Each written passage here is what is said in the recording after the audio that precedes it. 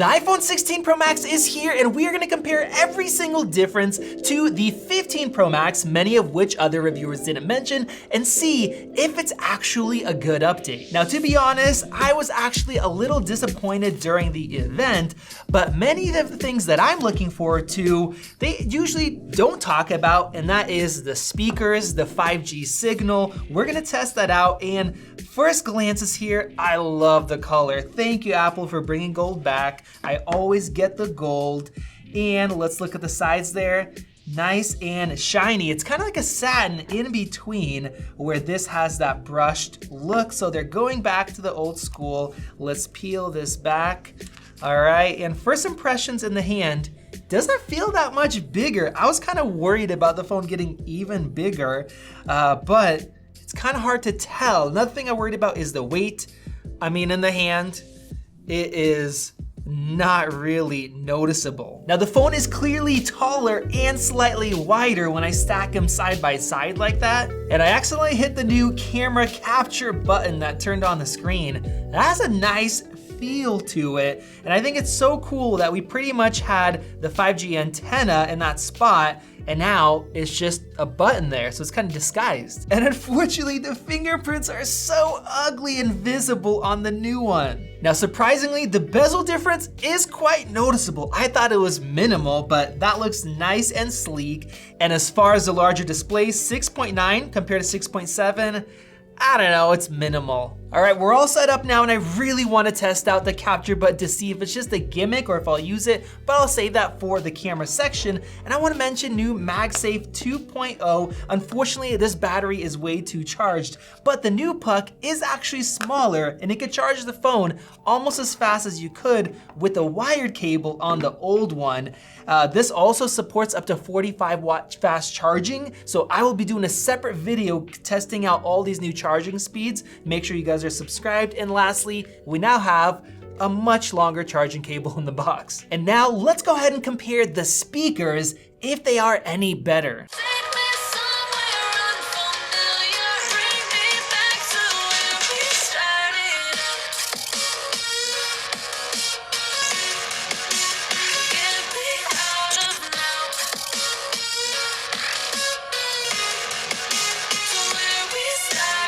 Guys, they did it again. I don't know if you guys could tell, but the 16 Pro Max sounds a lot more full, more rich. The mids sound a lot better. It makes the 15 Pro Max sound a little bit tinny, which this is a good sounding phone. So thank you, Apple, for that upgrade. And now let's compare the displays. Now, a lot of the specs did not change. Still ProMotion 2000 nits, but one thing that did change is the minimal brightness. Now, I don't know if it's too bright in this room to tell. Even here, I could tell. Now, sometimes I wake up at night, I take out my phone, I put on minimum brightness, and it's still too bright. So that is an update. And the next thing I wanted to test is anti-reflectivity. Usually it gets better, but it looks worse.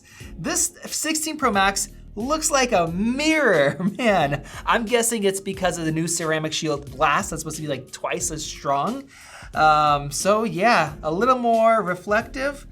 But what I've noticed also is that you see fingerprints a little bit less on here compared to the old one. And now let's get into CPU performance with Geekbench 6. But first, I wanna show you the wireless chargers with the fastest MagSafe charging with Qi 2 from our sponsor ESR. This is their 5000 milliamp hour battery pack that is ultra compact and tiny at only 15.5 millimeters with 15-watt wireless charging that keeps your phone cool with ESR's NTC sensors that monitor the temperature to make sure the phone doesn't get too hot. What's cool is that you can charge your phone in both portrait and landscape, so you can scroll through TikTok or watch YouTube videos in the perfect viewing angle. ESR also has a 3-in-1 MagSafe charger with the same 15-watt and Qi 2, but this time with Cryo Boost technology that actively cools your phone down, making this 3-in-1 the fastest wireless charger for iPhone. The 3-in-1 stand also has an Apple certified fast charger for your Apple Watch, which is faster than non-Apple certified chargers, and of course you get a charger for your AirPods as well. And when on the go, they have a MagSafe car wireless charger with the same CryoBoost technology and with a unique dual mounting choice, so it will fit most vehicles. So definitely check out ESR's new 15-watt Qi2 lineup, and I'll have the links in the description and the pinned comment below. And now the new A18 Pro matches the clock speeds of the M3 Max, 8 gigs on both. And the cool thing is we should get better performance while using less CPU power and battery. All right, guys, we have our scores, and for single core, we're almost at 3,300. That is so fast, about 16% faster than the 15 Pro Max. And in terms of multi-core score, 8133. That's about 28% faster. Now, to be honest, I don't need more performance, but I like that it doesn't have to use as much power, and so I won't get as hot. My battery will be better, so that is excellent. And now let's go ahead and start the graphics test. Now we have some updates, the core counts are still the same, but we have a big update in terms of ray tracing. Now that score right there isn't that different, but it is a difference of 16%, so I guess they did make it better, but what I am more interested in is overheating and thermal throttling. That actually matters if you're gaming, and the screen dimming. So here I have 3D Mark, and I have the Solar Bay Unlimited because I want to start out testing out that ray tracing. More games are starting to use it, and it looks beautiful. And look at that, we went from 16% in metal to over 40% difference when there is ray tracing. That is a good improvement. And now what I really care about, and that is thermal throttling and screen dimming when you're trying to push your phone or game or even out in the sun. So this is gonna be a 20-minute test. We're gonna check with our thermal camera as well. So let's run it. All right, let me spin these around right here, and look at the frame rate difference right here. It looks bigger than 16%. I mean, I'm seeing 12 and then I see 15. The 15 Pro Max is noticeably smoother. All right, guys, it's been 19 minutes, so I busted out the thermal camera. Let's see what differences we could see. So looks like we have the 16 Pro Max at the top. The hottest area, it's actually hotter on the 16 Pro Max, but look at that main spot in the center right there. The 15 Pro Max has a lot more heat concentrated, where the 15 Pro Max is bringing it out to the edges there. So we definitely have less heat going on. And man, at the end here, we're looking at 4 FPS compared to 9. This thing is throttling. Look at that smoothness difference. All right, we're finished up here. I wanna mention I had them both at 80% brightness, manual in an AC room. So it's not like we're in the sun. Wow, both of these feel quite warm to the hand. And look at those numbers. My goodness. All right, we have a stability percentage of 75 and 48.6 for the 15. That means that once the 16 Pro Max thermal throttled, and if we compare that lowest loop score, we have 565 compared to 1,292. That's over double the performance when you're gaming for a long time. So if you like to play good games on your phone for more than 10 minutes, I mean, that's over double the performance. That is gonna make a massive real world difference. Guys, I was done talking about this, but I have to add another part. Look at the lowest loop score on the 16 Pro Max is actually better than the best score that the 15 Pro Max got. Apple's had good graphics for a long time, but the issue was thermals, and they finally addressed it and finally fixed it. I mean, this alone is a good reason to upgrade if you really push your phone. Wow. And one more thing, look how much brighter the 16 Pro Max is. Both of them did actually dim down the displays. This thing recovered super quick compared to the 15 Pro Max because of that new thermal system. Gosh, I was not expecting this video. Awesome. That is nice. And the next thing I want to test is the AI performance because, well, now we have Apple Intelligence, at least here in a week or two. How fast is your phone gonna react, find your information, and do things you want? And here we go, it looks like the combined score is about 50% better performance with the 16 Pro Max. Even though the tops are similar, it's been really optimized. So you're gonna have nice, quick on your device AI. And now let's test the cellular speed, because the new 16 Pro Max has a new Qualcomm modem that not only is supposed to be faster, but also uses 25% less energy. So this is the old 15 Pro Max. I'm gonna run them one and then the other. And now let's test out the 16 Pro Max. We are in a concrete building here, and it looks like the speed is practically the same, within margin of error here in this building. Right now, we're gonna go head outside and test it there. All right, guys, we have our results. We went out there, we tested a few times, and this is interesting. We're actually getting quite a bit faster speeds on the 15 Pro Max. Now, we're not sure what could be going on. So I'm gonna be doing a 1 week later real world differences between these. So if you guys wanna see some more tests in some other spots, along with the Wi-Fi 7 testing on the new 16 Pro Max, please go ahead and subscribe and you'll see that video. And now let's get into the cameras. The first thing that we notice is that the 16 Pro Max's lenses look quite a bit darker, and we suspect that that is the anti-glare, anti-reflectivity coatings, which would be nice if they are better. And finally, I get to try out this capture button on here. Let me dim this down. All right, let's press it. Oh, I actually like that animation. That looked really cool. This is legit my first time trying that out. Bam, okay, so it feels nice. I felt it before. And now, let's just see how this works. Okay, I'm sliding, nothing's happening. Let me press, oh, that was cool. All right, that was a little minimalistic kind of press, just lightly.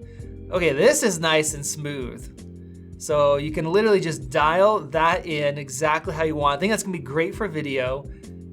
And you just take a picture like that. Sometimes if I'm doing a selfie with a group, I'm trying to hold it out, shaking. I think it's gonna be nice to be able to just hold it like this, press right there. That is perfect. Sometimes you can't reach that. And then I think you should be able to double tap. Oh, there we go. And now we have extra controls. Now, I'm not sure how often I'm gonna need to use this. I mean, maybe exposure, but still, you have all those controls on your display. So I'm gonna be messing around with this a lot more and see, is it a gimmick or is it actually useful? Now, only 2 of these 4 cameras have actually changed. The main lens is actually a new one that can process video faster, still 48 megapixel, and then the ultra wide now is 48 megapixel, and I've been complaining about the ultra wide for a while. So I went out on the roof with that beautiful sunset, and here's the first picture. This is with an ultra wide, and what really stood out to me and shocked me is the glare. iPhones have had a lot of glare for a while, but look at that difference in contrast. We have all that reflection and refraction from the sun. Here we have way better contrast. So that is really nice. And the same thing goes for the standard 1X lens. We have a beautiful sunset, nice HDR. I mean, look at that difference in glare and reflections. If you're annoyed by that on your current iPhone, they did a great job. Now, what about the new 48 megapixel ultra wide compared to 12? So here's a shot on both. Let's go ahead and zoom in right over here. And yeah, we definitely have more detail. We see a lot of that tree here. It's kind of crushed. I see a little bit more signage, a little bit less noise, but it's not a massive difference. By the way, the processing has actually stayed the same for once. We're still on Smart HDR5. Here's a portrait using the new 48 megapixel sensor in 2X mode. Nice colors on both. Let's see if anything has improved. And they look kind of the same, a little bit better contrast on the new one, but fairly similar. I think a lot of it is just the faster readout speed, less shutter lag, things like that. And then I decided to test some low light for the 48 megapixel. So this is both 3 seconds, you're not gaining any quicker shooting.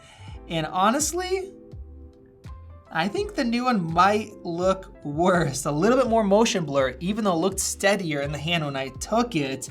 So I'm gonna be doing a ton of testing. We're also gonna compare to the S24 Ultra and the Pixel 9 Pro XL. So if you guys wanna see a blind camera comparison, those are always so much fun. Make sure you guys are subscribed.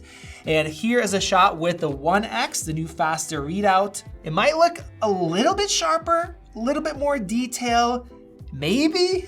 Honestly, this looks fairly similar here. And then we have the shot of our 100K subscriber plate here with a few lenses. So taking a look at this, I mean, the 15 Pro Max might actually look a little bit better. So far what I've seen as far as photos isn't that impressive, other than the anti-glare coatings look good. So this might be one of the worst camera upgrades in a while. We also shot some slow motion video. Currently, you could have only done 1080 120 for slow motion, and I rarely did it because it looked bad, but now you could do 4K at 120 frames per second. So let me know how that looks. Vadima's shaking like crazy there. Now, one thing I noticed is that the stabilization looks better with the new 4K 120, even though you have higher resolution. We definitely have more detail. The colors look a lot more rich, contrasty, and vibrant. And the other part that really surprised me is the HDR. I mean, look at that sunset. We have 4K, and the HDR is so much better than the 1080p 120. So if you like to record slow motion, I mean, this actually is a massive upgrade. So with all of those differences covered, is the 16 Pro Max a great update to the 15 Pro Max? Or is this one of the lackluster ones? Well, I have to be honest and say, overall, I'm a little bit underwhelmed. There were some really standout things that are huge fixes for previous issues, like the overheating. The new one has such better thermal management, performance for gamers. That is amazing. The fact that the cameras get rid of all that glare, that is awesome. And the fact that we finally have 25 watt MagSafe and faster wire charging with better battery life, that is great. But I feel like previous updates were bigger jumps compared to this one. You guys let me know what you think, and make sure you guys subscribe, because I'm gonna be making a follow-up 1 week later with real world usage, and we always find some very interesting things. Thank you guys for watching. Go ahead and check out one of those videos, and I'll see you in the next one.